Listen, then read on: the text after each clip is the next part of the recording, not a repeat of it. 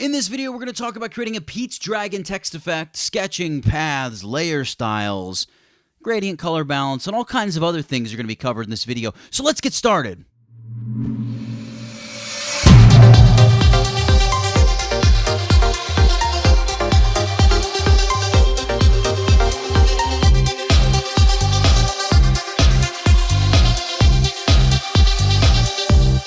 Hey everybody, welcome to this Photoshop tutorial brought to you by tutvid.com. Today we're going to take a look at the Pete's Dragon text effect. We're going to create it from scratch in Photoshop, and I think there's a lot of kind of cool things we're going to pick up along the way. As always, as I usually begin these tutorials out with, guys, please go check out the course that I'm selling on my website. Today I'm pushing the kind of intermediate to advanced Photoshop course. A link for it just appeared up in the corner. You can click on it, go check it out. If you like it, pick up a copy for yourself. I think you'll really enjoy it if you pick up a copy. So with that out of the way, let's jump into Photoshop and check this out. All right, so we've got this Pete's Dragon text effect. In fact, if I shut off the sketch altogether, we can see the entire effect here over this stock photo. Now, one of the first things that we want to do is basically consider whether we want to just create our own typeface or use an existing typeface. Now, there are some typefaces available. Actually, if I jump over to Google Chrome here, we can check out. I have a few free fonts that I found over at the font. There is Storybook over at Font Squirrel, one of my favorite one of my favorite type places. Radley would probably pass. You would need to do some editing to it. And also this Ugly Qua is sort of this, very distressed edge style font. None of them perfect. In fact, they leave a lot to be desired. So with that in mind, what I decided to do is check out TypeKit. Now, if you're using Photoshop CS, you have TypeKit. Let's just create a new document here to kick things off. 2560 by 1440 is great. I want to talk a little bit about this TypeKit thing. If you grab the text tool and let's just click and we'll type out in all caps, Pete's Dragon. And we have this typeface here that I found, which is relatively similar. If I bring out my character panel, it's Monarcha. Now, this is a TypeKit font. So if I bring up the text tool again, when you go to choose a new font in Adobe Photoshop CC, you have the ability to use TypeKit fonts. Now, if you don't have Monarcha here in Photoshop, you can't add the font from TypeKit. So we just click on this little link. It's going to pop us out to Google Chrome.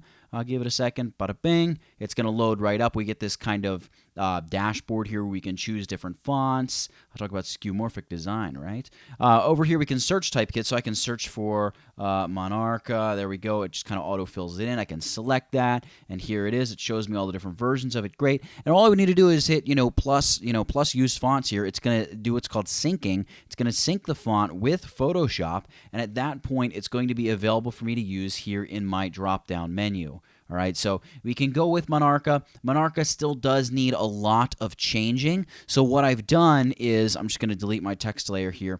I actually went, I'm going to drag this over here into the new document. I've gone and just sketched out my own version. Let me shut off the mask altogether and turn on the background. I've sketched out my own version of the Pete's Dragon text that's kind of as close as I could get to what the movie poster looked like. In fact, now that I'm looking at this, I'm going to increase my canvas size here a little bit. You know what? I'm going to do it with the crop tool. Let's just go ahead and expand this bad boy out to encompass this whole thing here. I'm going to pull it down as well. There we go, something like that.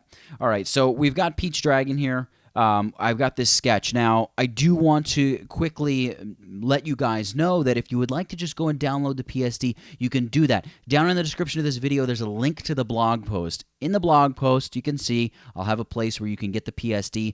I ask you for your email address, so basically you sign up for my newsletter, but you get the PSD for free. It's a fair trade, right? I send out good stuff anyway.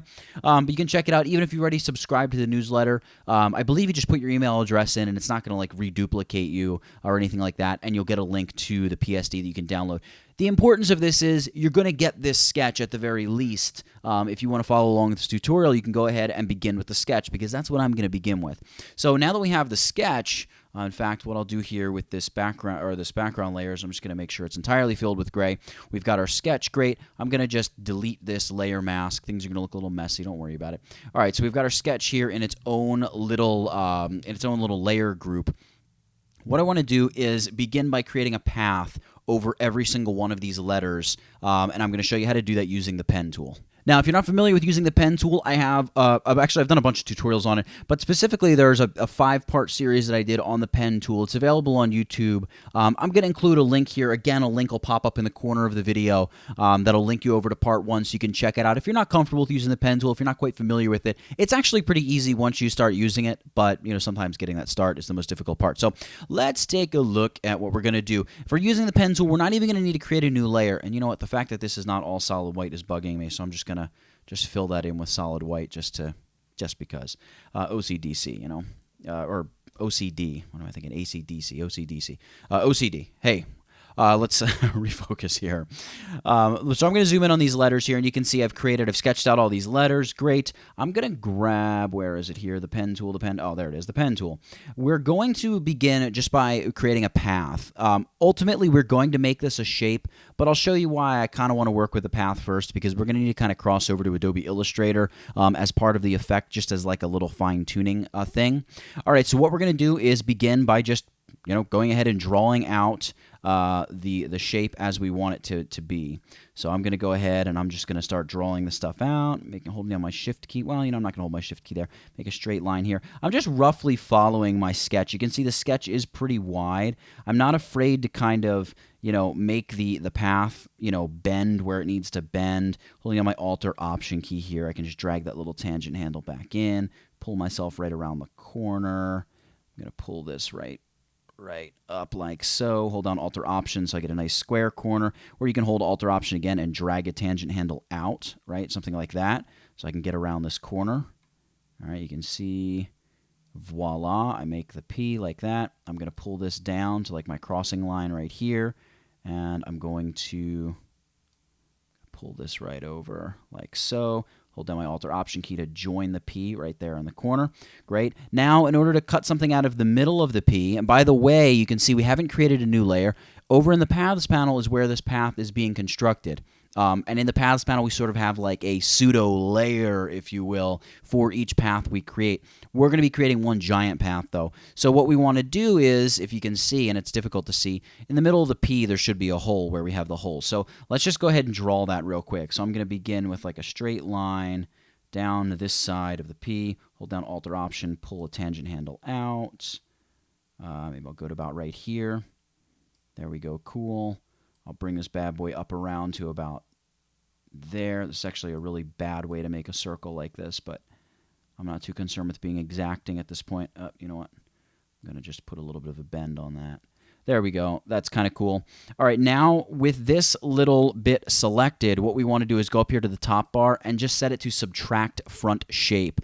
Now, what this is going to do is it's going to subtract this path we just drew from the greater P path. You can see we're still working on that same path layer.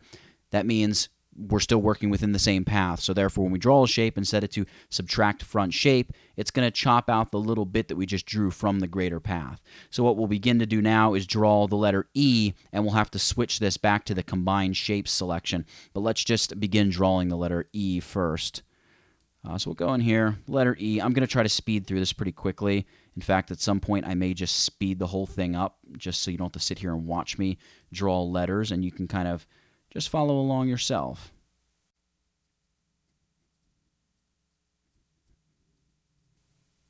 All right, and of course, now that we've finished the E and the E is selected, we'll just go and make sure we set that back to combined shapes. If your eyesight's good, you can see that the E does look a little funky there in the thumbnail. You can see if we set back to combined shapes, it's going to appear white as though it's, creating the path, the selection that we want it to create. All right, so what I'm going to do is I'm going to speed this up now.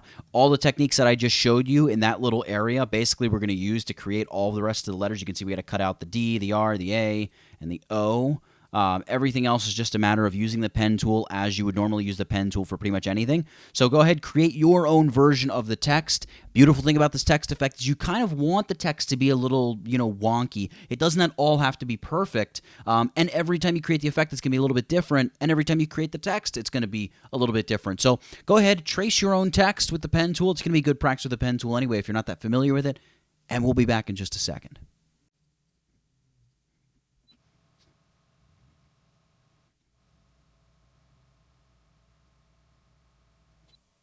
I should also probably mention real quick that if you are, or as you are editing your path, if at any point you need to edit the path that you've created, you can always grab the direct selection tool. That's the white selection tool of both the selection tools. Go ahead and use that. You can select the point, you can drag the tangent handles around, and really just kind of perfect your path along the sketch. And you can see I'm just loosely following the sketch.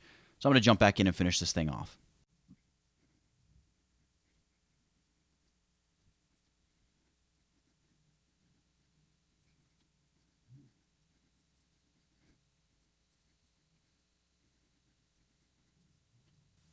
All right, so there, as you can see, we've completed the path. And now that we've completed the path, one of the things you probably want to do relatively quickly is just double-click on the path in your Paths panel and make sure that you save it. That way we don't lose the path. Now it's saved in our Photoshop document. Great.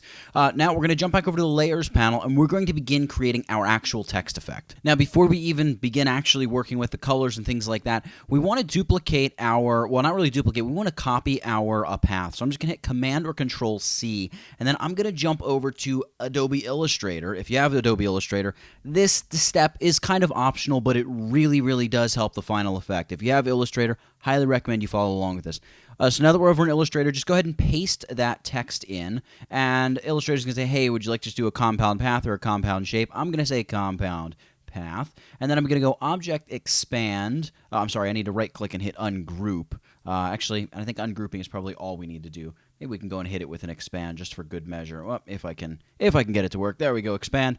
One of the things we do want to do is just fill this with some kind of color, any color, it doesn't matter. I'm going to go with like a light to medium gray.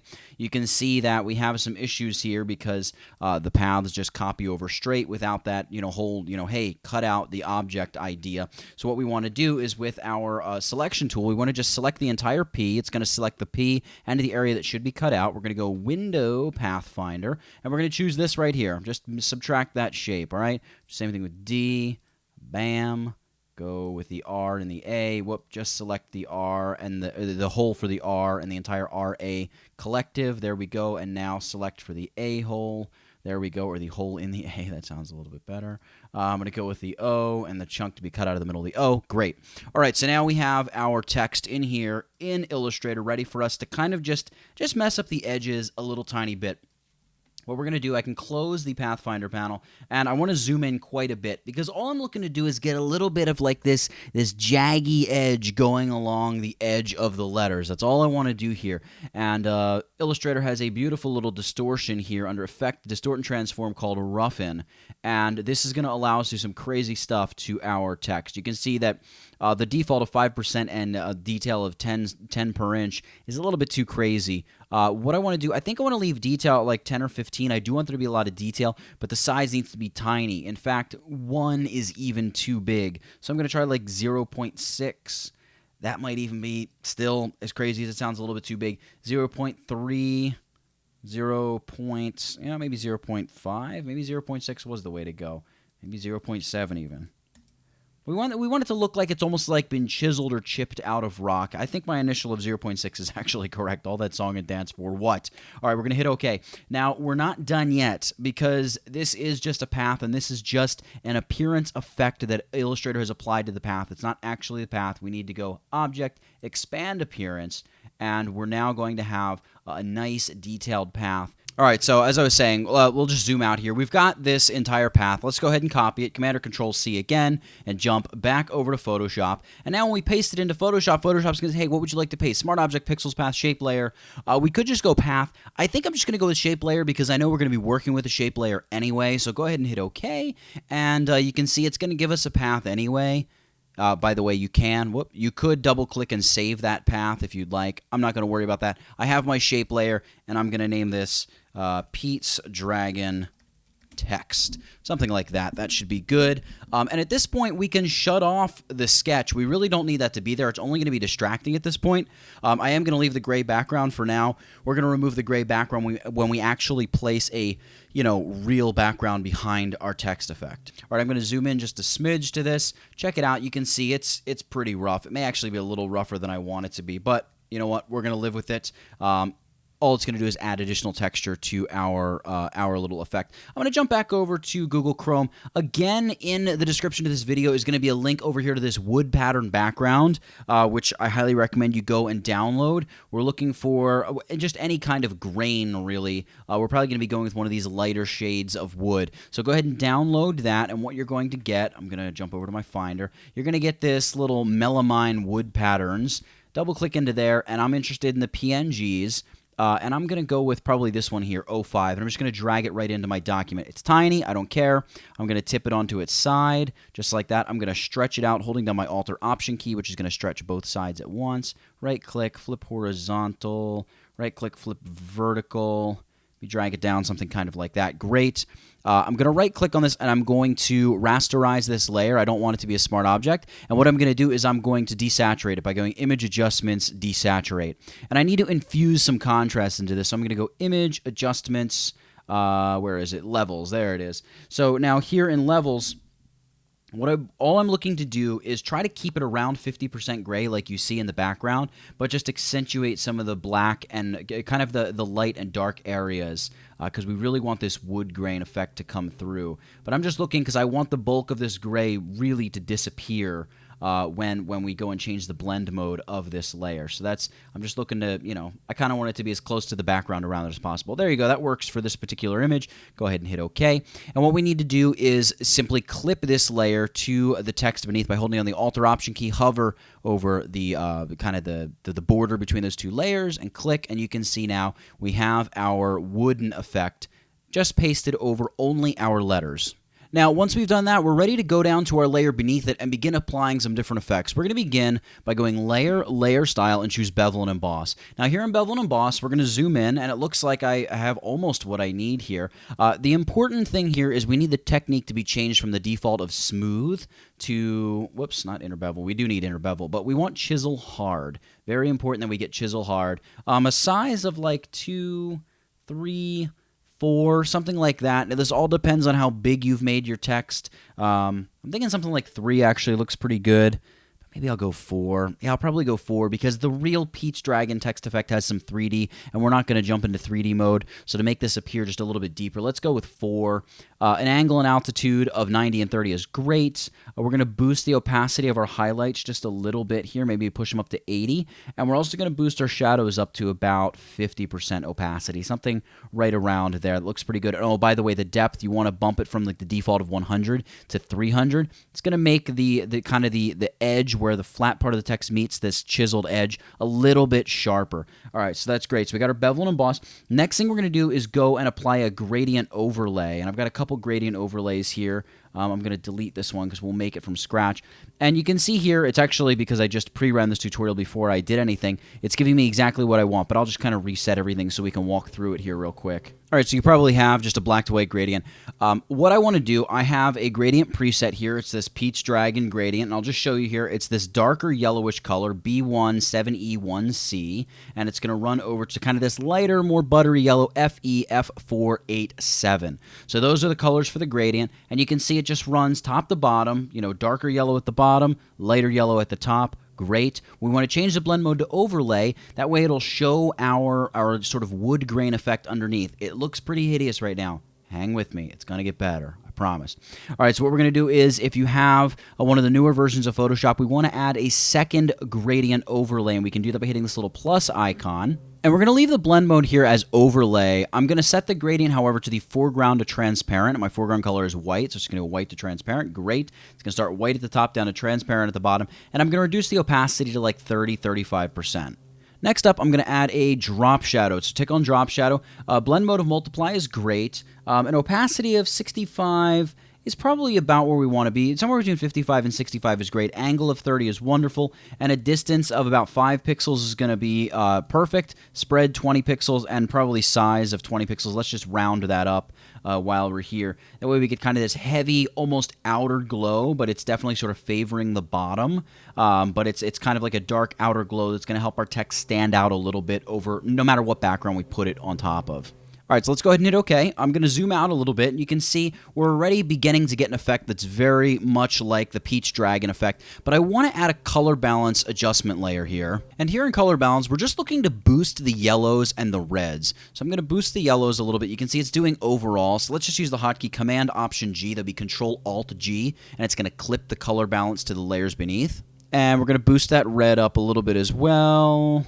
Let's go over here to highlights. Let's boost the yellows and the highlights. Also boost the reds and the highlights a little bit. And then I think most important for this effect is the shadows, where we, of course, throw some more yellow in there and red as well. Now, as you're going and applying this kind of color adjustment, you may notice that the contrast is dying down. And if that's an issue, which I kind of think it is here, I'm going to double-click the little effects icon here, go back to that overlaid gradient, and just boost the gradient on the top a little bit. And it doesn't really look like it's... Oh, here's why it's not doing anything. The gradient is actually at the bottom. We want to go ahead and tick on reverse. There we go. Bump the gradient up to the top. That was kind of a dumb mistake. All right, so I'm going to just reduce this back to about 50%. I knew there was a reason why it didn't look right. Let's go ahead and hit OK. There we go. Something like that. So we're still getting good contrast where it's definitely darker at the bottom, lighter at the top. All right, so we're going to go up to the top here, and we're going to create a new gradient layer. So hit that little icon to create a new adjustment layer, and we're going to choose gradient as an option. And up here from the gradients, I actually have this sort of gold gilt effect. And you can see it's basically 3 different shades of yellowish brown colors, kind of like a more brighter yellow, and then kind of almost a brownish orange color, and then an orange back to the brighter yellow, back to the orange color. Hit OK. We're going to set the angle to 0. We want this to run across the screen just like that. Hit OK. And I'm just going to select the mask here and go Image, Adjustments, Invert. That's going to fill the mask with black. The reason I'm doing that is because I just want to select the edges, because we're going to apply this sort of gold gilt effect to some parts of the edges of our text. Wow, you can really see all that detail that's been brought out in the edges of the letter. So here's what we need to do. Remember, we applied a bevel and emboss of 4 pixels. If we go back to our bevel and emboss here, bevel and emboss, we can see the size is 4 pixels. So we're going to go ahead and we're going to Command or Control click our text, right? The thumbnail for the text layer. And then we're going to go Select, Modify, Contract, and we're going to contract it by, you guessed it, 4 pixels. You could actually go 5. Let's do 5, because that way we overlap a little bit and we make sure we don't have any like little dark line left. So let's go with 5, hit OK. You're going to see it pulls our selection in. Great. Now we want to inverse our selection by going Select, Inverse. Now we have everything in the image selected except these center bits of the type. Really, all we want selected are the very edges of the text. So what we're going to do is Command-Shift-Option or Control-Shift-Alt and click the layer thumbnail of the text layer. That's going to only select the areas that intersect our selections. So basically, we had everything selected except for the center parts of the text. You can see now all we have selected are just these emboss areas. That was an awful way to explain what just happened. But basically, it only selected the areas that overlap the text. So the only areas that overlap the text were the very embossed edges. So there we go. Now that we have the selection, I'm going to select the layer mask for my gold gilt layer. And actually, with the gold gilt layer, let's just set this to the blend mode of linear dodge add and reduce the fill opacity to, I don't know, let's try like 55%. We'll see here in a moment if that's too much. All right, now I'm going to grab my brush tool. I'm going to right-click, and I'm going to just go back to my basic brushes here. Hit OK. And I'm going to choose like a 100 pixel. Yeah, 100 pixel soft edge brush is great. Painting with my foreground color set to white and an opacity of 100%. Let's begin down here on this part of the text and just click a couple times, kind of like that. All right, that's great. We're going to click in here on the bottom of the A. We're going to go in here to the inner parts of the A. Cool. Kind of the sides there. I kind of want to go to any parts of these letters that I feel should have some light, and it seems like on the movie poster, kind of the bottom parts of the letters, at least some parts, the bottom and sides sort of have this gilt edge to them. It's kind of neat. So there we go. Cool. Let's go right up in there. Over here on the sides of the O, that's pretty cool, and also on the inside part of the O there. And I'm just, completely flying by the seat of my pants here. So I'm just kind of selecting areas that I think would look cool with this little gilt edge. I'm going to go over here to the side. I'm basically targeting areas that are like sort of upright, up and down, straight up and down like this. Even this out here, but I don't think the outside maybe needs it quite as much. But like right here, the crotch here where the S comes together, both areas, then also like the side there. And then kind of like the bottom, left-hand side, if you will, of the letters. There we go, cool. And then the inner part of the E, voila. The inner part of our little apostrophe, because it's Peach Dragon, it's possessive, right? This is an English class. All right, so I'm going to go through and just paint this. You can tell things get boring when I start going off on those stupid tangents. There we go. Bing, bing. Boom, got that. Let's get the sides of the P like that. Great. That's probably about good. Let me just deselect and look to see what that looks like. You can see we've done a lot. And maybe the emboss is actually a little bit too thick. That kind of looks a little wonky, especially down there. Maybe just scale that back a little bit. But I feel like, I can't really scale it back too much. Can't scale it back too much. If anything, maybe it should be a little bit tinier. But, we're going to live with it. It actually doesn't look too bad. And you can see we've just infused kind of some brightness and almost like this metallic shine into some of the edges. We can reselect that if we don't go and make any other selections. If we see any areas that we feel kind of need a little bit of, va-va-voom added to them. All right, so we can go in quickly and just, boost a couple areas. If we get the urge. Kind of like I feel here. All right, cool. So kind of like that. And, again, you can just keep messing around with it and just go with what looks good. All right, Command or Control D to deselect. All right, so there we go. We've got Peach Dragon. We've got our gold gilt edge to it. We've got the jaggy edge. We've got the wood texture overlay.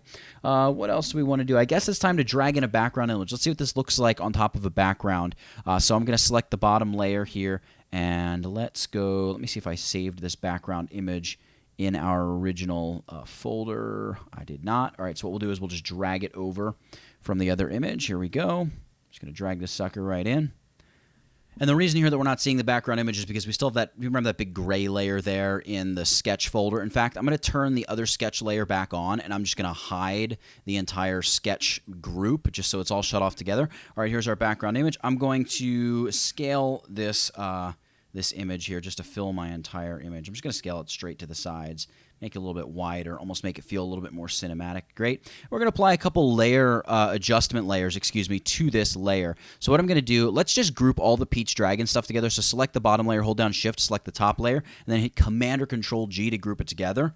And we'll just call this Pete's Text. All right, and we can literally just drag the whole group right down to here, right? It looks pretty cool. You can see how that kind of deep drop shadow really is helpful because it's going to help the text stand out a little bit over a background like this.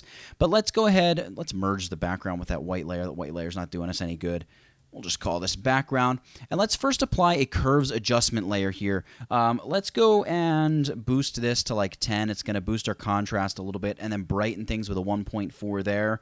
And then bring the whites up a little bit as well with 220 there. And then here's where we're really going to kill the contrast. We're going to set our black input slider to about 55 and the white input slider to about 235. So you can see really just burning off contrast like crazy, but also brightening the image because we're going to go and apply a channel mixer, set this to monochrome, right? Just tick on monochrome and set the blend mode to multiply. This is going to kind of bring things back in, but give us almost like this, I don't know, these cinematic, moody colors. It's kind of a neat little effect.